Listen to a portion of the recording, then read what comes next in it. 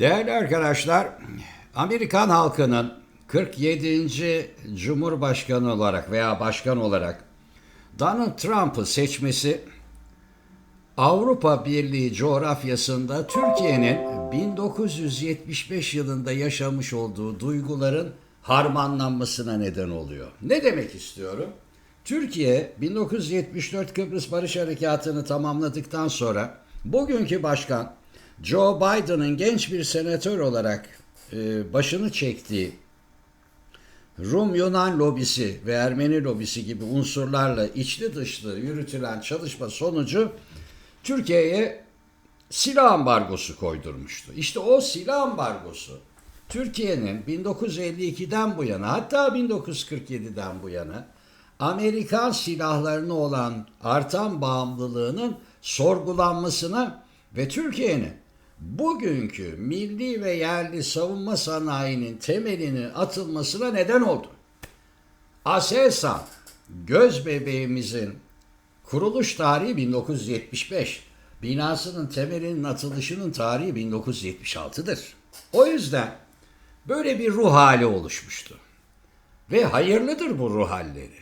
Bağımlılıktan kurtarır. Şimdi Trump'ın seçilmesinden sonra Avrupalılar bir gün kendi başlarına, kendi güvenlikleri çerçevesinde yalnız kalacaklarını düşünerek aynı bizim o dönemde yaptığımız gibi kısa bir vadede kendini gösterecek yeni bir yapılanmaya doğru gidiyorlar. Yani Trump gibi, yarın bir başkası gibi. Çünkü belli ki Amerikan halkı bir sürü saçma sapan adamı başkan yapacak.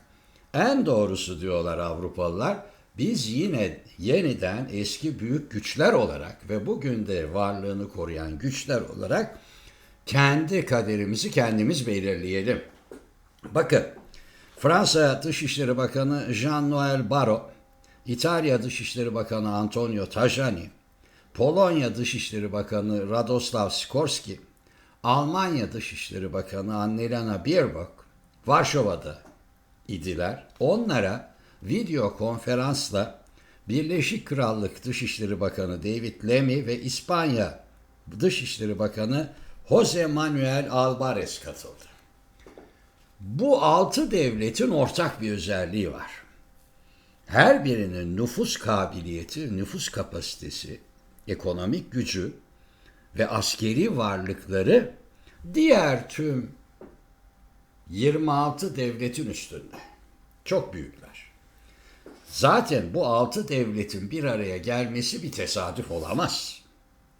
Amerika'sı, İngiltere'si, Fransa'sı ve en kalabalık ülkeler toplantısı, ev sahibi Radosław Sikorski dedi ki, Amerika Birleşik Devletleri'nin Avrupa güvenliğine dönük katkısını azaltması durumunda kıtanın en büyük devletlerinin gerekeni yapacakları yönünde anlaşmaları gurur verici bir gelişmedir.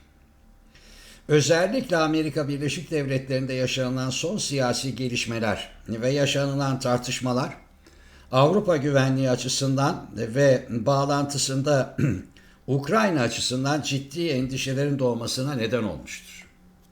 Avrupalı devletler ABD Başkanı Joe Biden'ın son kararını Putin'in anlayacağı dil olarak görmekte ve desteklemektedirler uzun menzilli füzeler.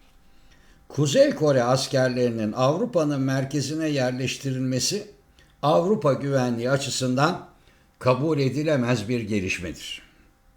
Bu buluşmamız Avrupa Birliği İşbirliği dayanışması ve Ukrayna ile tam ittifak açısından büyük bir sembol niteliğindedir.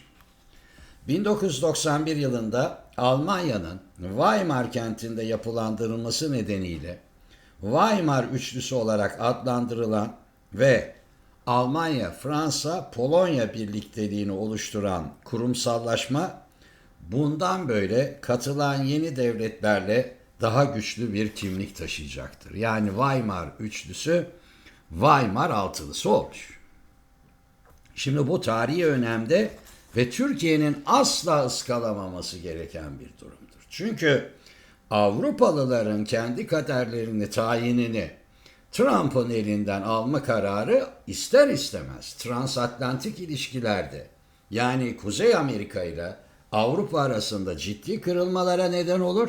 Ayrıca NATO'nun bünyesindeki Avrupa Birliği üyelerinin alternatif bir politika üretmelerine, savunma güvenlik işbirliği politikası yürütmelerine neden olur. Bunu zaten Emmanuel Macron, Fransa Cumhurbaşkanı, yıllardır söylüyor. Fakat beni biraz rahatlatan, Türkiye'nin Avrupa güvenliği denkleminden kolay kolay dışlanamayacağını gösteren gelişme, şimdiki yeni kurumsallaşmada Türkiye'nin çok yakın dostları İspanya ve İtalya'nın olması, ayrıca Avrupa Birliği'nden çıkmış olan İngiltere'nin de sistemin içinde yer alması.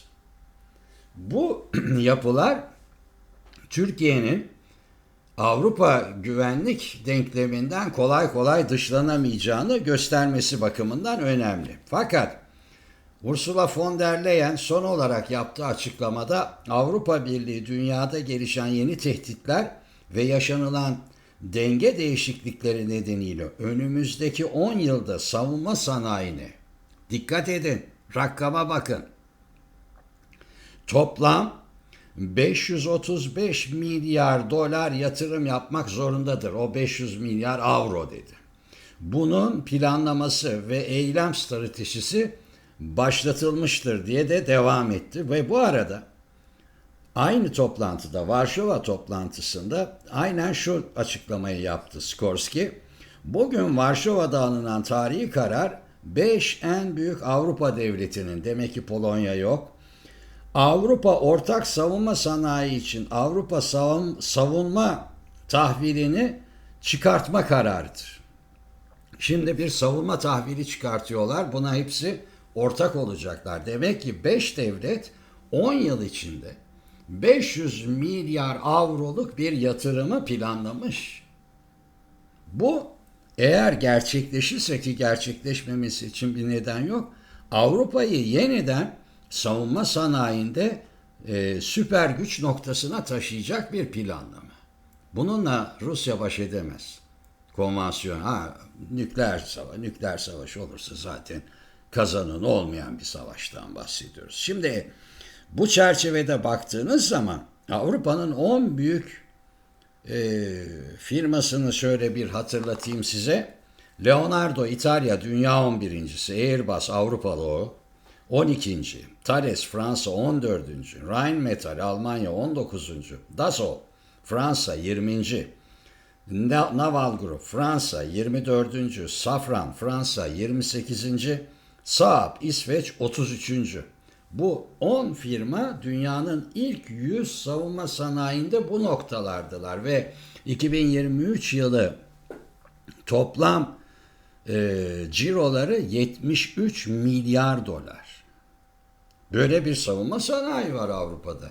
Ve bunun yanında Çekya ve İsveç gibi bunlara göre daha mütevazi kimlik taşıyan ama Türkiye'nin savunma sanayinin ve kabiliyetinin çok üstünde olan başka orta düzeyde Avrupalılar da var. Bu yönden baktığınız zaman büyük bir olasılıkla ilerinin tarihçileri, eğer bu programlama devam ederse, Trump'ın seçilmesinin Avrupa için hayırlara vesile olan bir gelişme olduğunu söyleyeceklerdir. Büyük bir olasılıkla. Çünkü Avrupalılar artık önümüzdeki 4 yılı bu tür inişleri çıkışları olan ve berbat bir yönetim kadrosu kuran bir Amerikan başkanıyla kader birliği yaparak yaşamak istemiyorlar. Hoşça kalın.